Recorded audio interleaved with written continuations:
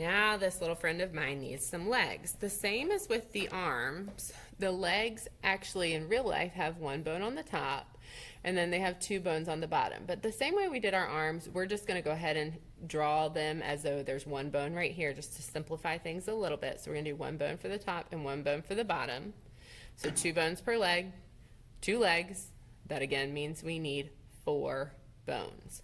All right. I'm pretty much out of scraps to work with, so I've switched over to a new sheet of paper. And I'm going to use that same trick of folding my paper so that I can end up with 4 bones. But I'm really only going to draw 2 bones, and I'm going to cut 2 bones out. But with that folded paper, kind of a little magic trick, I can end up with all the bones that I need. So I'm going to take this larger sheet of paper I have, and I'm going to fold it in half, again, hot dog style. Okay, so I'm just folding it in half this way. So it's big and long like a hot dog bun. And I'm folding it. I'm going to hold it still over on this side while I press on this side. Okay, and I'm going to come over here. The cool thing is about the paper that that you guys have is that this is about the length of the bones. We don't even need to do a unit of measurement here. As long as we make our bones stretch from one side to the other side, we're going to be good to go. But because I don't want to work with all this paper at one time, I want to get some of it out of the way. I'm just going to trim a little piece off to work with to make my life a little bit easier. So I've got the fold over here. It looks like a book, and I'm going to draw 2 bones going across here the exact same way as I did my arm bones. I'm going to draw a letter C, making these a little bit bigger because your leg bones are a little bit bigger and more sturdy than your arm bones because they've got to hold up more weight. On this side, I'm going to draw 2 backwards letter C's. And I'm going to connect my letter C with my straight lines. I've drawn 2 bones on this one paper, but again, because it's folded, when I cut them out, I'm going to end up with 4 bones. So I'm going to work to get these 2, but really sneaky 4 bones cut out to create my legs. Here are my 2 bones cut out, but again, because I had my paper folded, I end up with 4 ready to build some legs onto my Skele-Pal. All right, art students, when you are adding your legs onto your Skele-Pal, the same thing as you did with your arms, you can have them just going straight down like this, and that will be perfectly fine. You may also want to think about having your legs do something different. Perhaps you want your legs to do tree pose, like in yoga. Okay, so then maybe you have one leg going like this.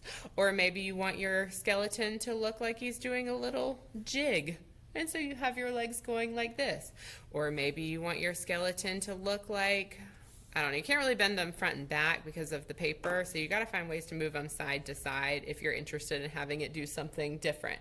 I'm going to have mine going just straight down for this one. But you can choose how you want your legs to go. And I'm going to get them glued on. Now your legs don't come from the middle of your hips, they come from towards the outside of your hips. So I'm going to add some glue here and some glue here. And that's where my top bone will get glued down. I'll add some glue to where the knee of my leg would be. And I'm going to glue my bottom part of my leg down as well. So I've got my 2 legs coming down. I have my almost fully built Skele-Pal. My Skele-Pal still needs hands and feet, and that will be the next step. For my hands and my feet, I'm going to use some fairly simple shapes to create them just to make our life a little bit easier. I'm going to move my skeleton out of the way for just a minute, and I cut a little strip off of my larger sheet of paper. So I've got a bigger sheet here that's folded in half, and I just cut a strip of that off, and I kept it folded because I can draw one hand and I can draw one foot, and again, when I cut them out, I'll end up with 2 because of the way I have my paper folded. So I'm going to draw a hand. Now, the way our hands look, of course, they have skin on top of the bones, well, muscle, and they have skin. So I don't really want to draw like fingers the way you would see on your real hand. I'm going to just draw sort of like a little mitten type thing, and that'll work just fine for my hand. So I'm going to start off by just drawing a little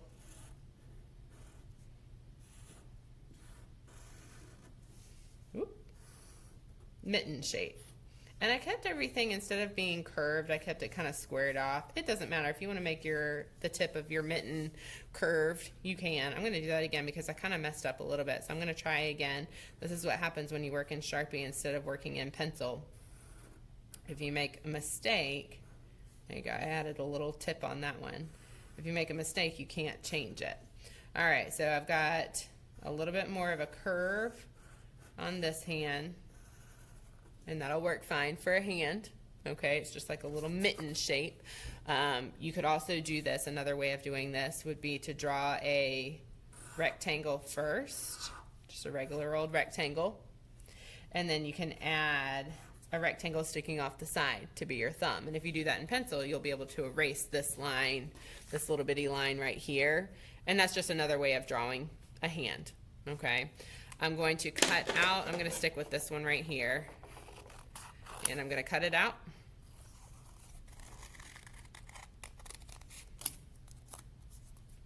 To create my hands on my Skele-Pal.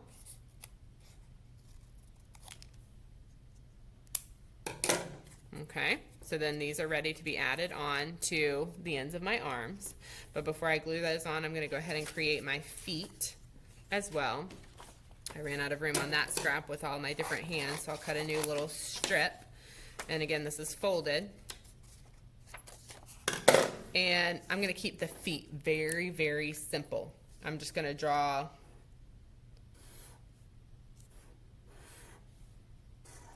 this type of a shape right here. It's almost a rectangle, but it's a little thinner on one side than it is on the other side. You could also, if you're more comfortable just drawing a rectangle and you want to use a rectangle, that's fine too. I just like making it a little thinner on one side. I don't know, I just like that a little bit better. So I made what is almost a rectangle, but it's a little thinner on one side. And with my paper folded, I will get that cut out.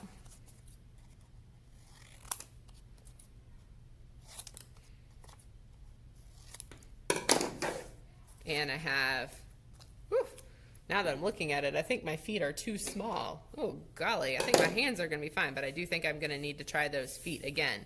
That's the other thing, is if you need to make something bigger or something again, like if something doesn't work the first time, you should have enough paper to be able to make it again. I think these feet that I just created are going to work a little bit, yes, a little bit better. So I'm going to add my feet onto the bottom of my legs by just adding some glue here and some glue here. They look a little bit like flippers, but that's okay. And then I'm going to slide my Skele-Pal down, and I'm going to add a hand on this side so that it looks like it's sitting on his hip. And I'm going to add my other hand on this side up here so that it looks like he's waving. I made sure I put my thumb facing the right way so it wouldn't look like his hand was backwards. And now I have a fully built skeleton pal to work with.